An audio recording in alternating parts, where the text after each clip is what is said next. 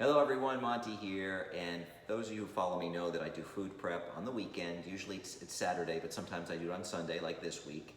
And last week I prepped some chicken breast in this George Foreman grill that I haven't used forever. So I have this little tiny George Foreman grill. I used to use it for paninis, and it put real deep ridges in it. And then I bought this new George Foreman, a bigger one, and it wouldn't put the ridges in the panini. And then I went and bought a panini maker, and I just haven't made grilled chicken breasts in this thing at all, this new one. And years ago, I did prep chicken breasts in it, and it was so great. So last week I did it, they come out so amazing. I thought I'd show you the George Foreman grill that I bought and tell you about how I prep my chicken, how I cook it, and so you guys can have grilled chicken breast all week long. What's great about that is you can throw it in a salad. Sometimes these are very thick chicken breasts. They'll take a long time in the George Foreman. Normally it's like 6 minutes if it's a thin chicken breast in a George Foreman. These we're gonna cook for 12 minutes. If they're really thick, sometimes even after they're cooked, I'll slice them not in half, this way, the long way. So I'll make it a thinner chicken breast, and then I'll put it on bread and make a panini with it, like a chicken and cheese or a chicken bacon and cheese panini. You can throw it in egg whites or eggs and make I love making a chicken rosemary panini. You can chop it up and put it in some spaghetti squash. The list goes on and on and on. There's so many different ways. You can make a chicken salad with it. I can keep going on and on and on. You can make a avocado chicken salad or chicken salad with light mayo. I don't use light mayo, but sometimes I use avocado instead of mayo. So all those different things. So let's start off with, I'm gonna use my mitts because I'm preheated this George Foreman, and sometimes they're hot. Always when you pick up one, make sure you've got mitts on. So this is what mine looks like, the George Foreman. And what I love about this one is it's got removable plates. So what I hated years ago about the George Foreman, you're sitting there and after you use it, it gets all crusty, and then you're having to put like a wet towel in between it while it's still warm to get all that stuff loosened up so you can clean it.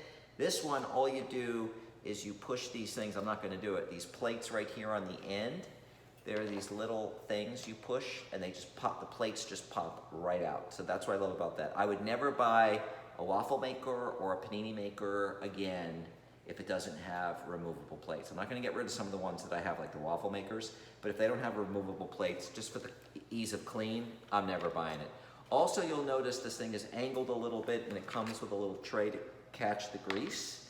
So what's great about that is it's tilted a little bit, and the grease and the fat will, as people know from the George Foreman, that's one of the selling features, is you're eating as lean as meat, the lean meat. But I cut most of the fat off anyway. I leave just a little bit for the taste. And so anyway, I wanted to show you that. So I want to show you what I do with the chicken breast. Is I got a chicken breast here, and sometimes you got like this funky fat and cartilage on the end, like right here. I just cut that off. So I just try to cut it off so there's hardly any fat on, and none of that white cartilage or whatever that is. Got a funky thing here, I'll cut that off. Little red spot. And because I'm using this for something for dinner for my mom or somebody else. Let me get a towel here. And I don't want them seeing a little red thing in there.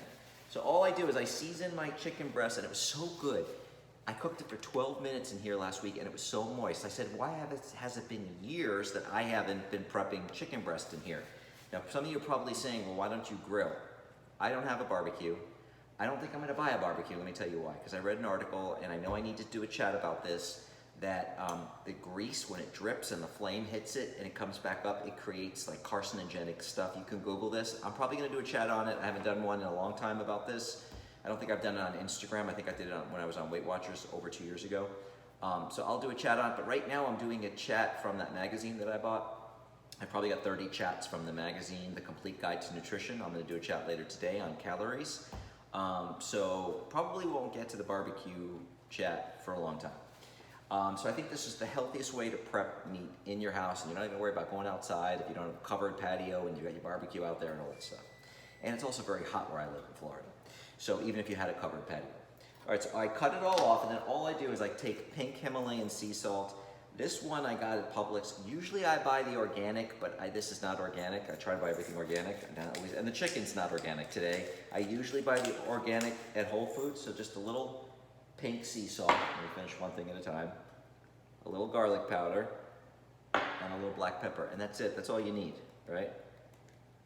And then I do the other side. I do both sides. So normally I'll buy the organic chicken breast at Publix, but this time I didn't. I mean at Whole Foods, but they didn't really have any at Whole Foods. When I got home, they were out. And when I got home, I ran to Publix and got some chicken breasts because I wanted to prep some. So they're not organic. Once in a blue moon, it's not gonna kill me. So anyway, I'm gonna, as you can see now, I'm gonna open this up. It's already smoking, it's really hot. And I'm just going to start putting it, see it start searing. Be very careful when you put this in. You don't wanna burn yourself. See, I'm gonna move this up this way so it gets the thick part. And here we go. Just close it. And then I use my Alexa. Alexa, set timer for 12 minutes. 12 minutes, 39.